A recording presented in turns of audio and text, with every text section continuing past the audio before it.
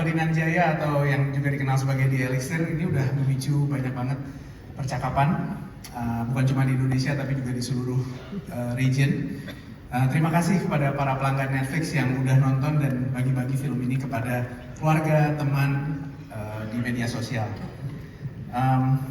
Ini kita hari ini akan lihat ya bagaimana banyak orang yang bukan cuma mengapresiasi film ini tapi juga punya banyak pertanyaan gitu.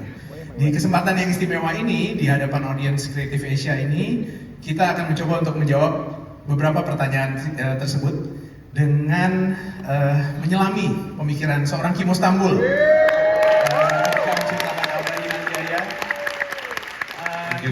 Ya, ini adalah film zombie pertama Kimo yang terwujud. Nggak tahu kalau yang diimpiin mungkin lebih banyak kali ya.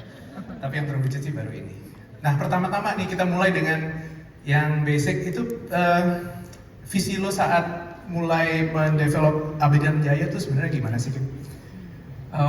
Sebenarnya visi gue pada saat yang awal tuh memang cukup simpel ya. Jadi gue ingin menceritakan situasi di mana Indonesia itu terserang outbreak virus zombie. Apa yang terjadi kalau Indonesia terserang Betul, virus? betul. Dan gimana karakter orang Indonesia ini mengatasi hal-hal tersebut.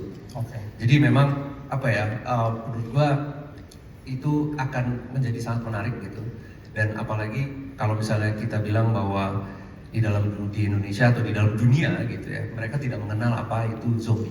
Jadi memang dari awal udah didesain ini adalah film zombie. Tipe film zombie itu kan banyak ya. Betul. Tapi Abadinan Jaya adalah film zombie yang survival karakter-karakternya, yes. Dan karakter-karakter ini memang didesain untuk tidak mengenal yang namanya zombie. Betul. Oke. Dan ngomong-ngomong soal Indonesia dan zombie ini, kita juga notice netizen banyak banget yang seneng ngelihat zombie-zombie yang uniquely Indonesian, kayak tagline pariwisata zaman dulu. Cuman ini zombie. Uniquely Indonesian, kita lihat ada zombie anak laki-laki yang baru disunat, ada zombie hansip, ada zombie ibu-ibu berhijab, zombie penyanyi dangdut. Terus belum lagi setting sama propertinya ya, dari Truk Papagula, the famous Truk Papagula. Ini juga sangat Indonesia, moda transportasi di daerah rural. Ada persawahan, ada motor RX King, sampai suasana perayaan sunatan yang meriah gitu. Betul. Ini ada pertimbangan tertentu nggak sih, Kim? Dan what's the thought process di balik penciptaan zombie dan latar yang sangat Indonesia ini?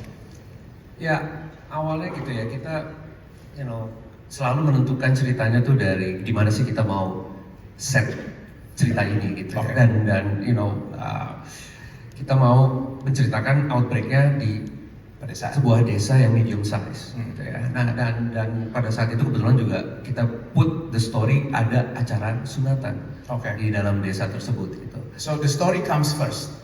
The story not the other way around. Not the other way around. Jadi memang kita base-nya karena kita di desa, ya perangkatnya seperti itu, gitu. Karakter-karakternya seperti itu. Jadi itu yang kita benar-benar kita push lah gitu. Dan itu menurut saya ya lumayan Indonesia lah ya. Right. Kita tahu bahwa kayak misalnya di satu titik supir keluarga Pak Sadimin harus keluar dari rumah keluarga itu, masuk ke desa dan somehow menyebarkan virus tersebut. Yes.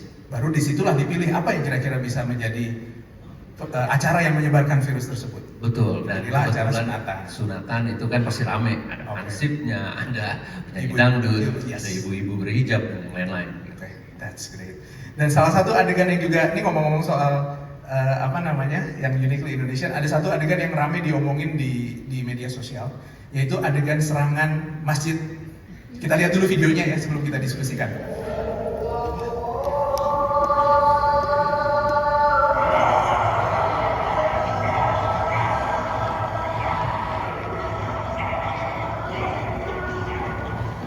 Lah itu masih mau sholat?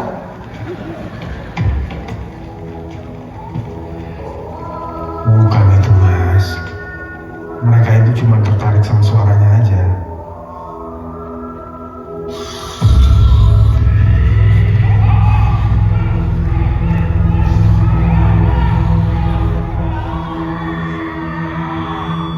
Mati deh.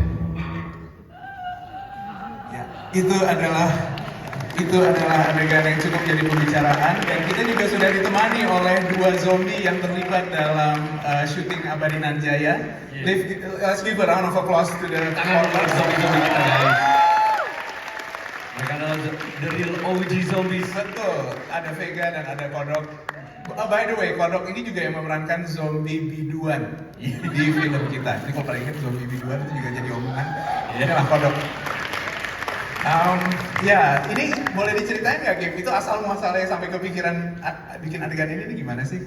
Ya, pada saat di cerita tersebut gitu, pada saat titik cerita itu gitu ya, mereka tuh karakternya ini sedang mempelajari gitu, karena mereka nggak tahu kan zombie itu apa gitu. Jadi mereka mempelajari gitu, oh ternyata zombie ini adalah yang bisa tertarik dengan suara bising. Right. Nah itulah jadi gimana sih caranya kita menampilkan dengan yang asik gitu ya. Ya obviously yang di Indonesia suka ada azan. Ya. Dan di desa pastinya ada azan dan disitulah mereka tertarik. Jadi karakter-karakter itulah mereka siapa Ardit dan juga si Bambang Martinolio, dia juga melihat bahwa oh ternyata dia tertarik sama suara azan itu. Dari suara azan tersebut. Untung bukan sound horeg yang Oh, iya. itu. Jadi ini sebuah opsi yang jadinya menarik gitu kan. Oke, terus kita kan ini ngomong tentang film zombie. Zombie kita udah bicara nih, ini yang sudah bisa dilihat di depan ini. Zombie adalah elemen paling krusial dalam cerita kita. Nah kita ngelihat nih, tiap film zombie itu kan punya zombie yang beda-beda gitu ya. Kalau misalnya bicara soal Abadi Nanjaya, itu zombinya tuh apa yang jadi dasar pemikiran zombie-zombie yang muncul di Abadi Nanjaya? Pemikiran dasarnya waktu itu kita punya ide apa ya, gimana kalau dari sebuah jamu eksperimen atau dari jamu uji coba ini gitu yang tidak lolos penyebab yang tidak lolos BPOM gitu ya, atau belum nyampe ke sana gitu, menjadi penyebab jangkitnya wabah ini gitu. Jadi itu menurut gue tuh quite interesting karena emang awalannya memang dari jamu itu gitu. Jamu Indonesia banget, betul. Dan itu juga bukan cuma jamunya aja, tapi ada satu bahan lagi yang juga menjadi penyebabnya juga nih ya. Betul. Nah ya itu, jadi kita langsung mencari riset lebih dalam bahwa ini di Indonesia juga ada tanaman karnivor yang lumayan unik gitu, namanya kantong semar. Kantong semar. Ya. Nah disitulah kayaknya dia juga karena karnivor itu dia kan bisa menyebabkan makannya daging gitu. Makanya digabungkanlah betul elemen ini. Betul. Jamu, tanaman karnivor bernama kantong semar. Kantong semar itu. Tidak akan bekerja sebaik ini kalau misalnya cendol dan durian gitu misalnya. Jadi kurang nggak akan sekeren ini. Okay. Terus kalau make up-nya sendiri gimana, Kim? Proses pendesainan make up-nya sendiri seperti yang bisa dilihat nih, ini adalah karya Astrid Sangbudiono dan tim sedetail ini, dan juga Chris Lee di Caravan Studios. Yes, awalnya memang kita membahasnya dengan creature designer kita Chris Lee dari Caravan Studio. Saya cerita dulu gitu ya gimana penyebaran virus ini disebabkan oleh jamu. Maka bahan dasarnya itu adalah tanaman. Nah dari tanaman yang tadi kantong semar tersebut itu kalau misalnya di hutan dia kelihatannya menjadi satu dan bolong-bolong gitu. Ada bolong-bolongnya dan kalau dibelah gitu dalamnya ada urat-uratnya. Jadilah Chris punya ide gitu dan dia memberikan beberapa pilihan dan akhirnya kita terjadilah yang kayak sekarang ini gitu. Oke. Itu juga yang membuat Kimo dicintai oleh penderita tripofobia di seluruh dunia karena telah men-trigger. Jadi big fans.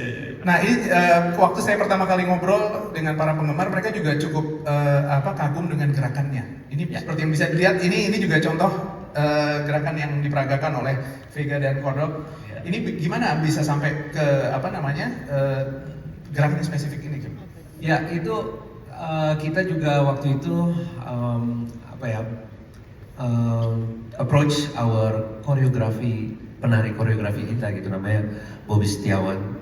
Dia backgroundnya emang dancer. Dia secara karirnya dia tuh mampu menciptakan gerak tubuh gitu, gerak tubuh baru gitu. Nah, gue membahas bahwa dia itu kalau zombie itu kan udah tidak ada otaknya lagi gitu ya. Nah disitulah bisa kelihatan bahwa gerakan-gerakan ini akan sedikit unik dan Sudah tidak terkoordinasi.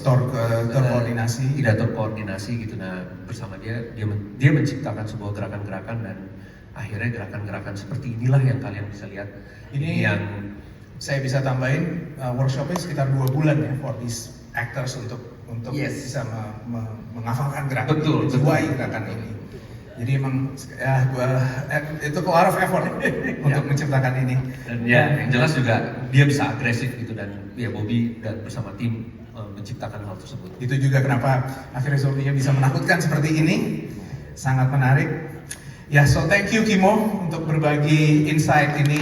Mudah-mudahan bisa menginspirasi buat teman-teman. Saya cuma mau nambahin bahwa kesuksesan Abadinan Jaya ini merupakan bukti kuat komitmen Netflix ya buat industri film di Asia Tenggara. Abadinan Jaya ini bukan cuma sekedar pencapaian, tapi ini adalah contoh dari sebuah continuous investment dalam mengembangkan kisah-kisah yang world class, yang kelas dunia, yang beragam dari kawasan kita ini. Dan kita berkomit untuk menampilkan local talents dan authentic voices dari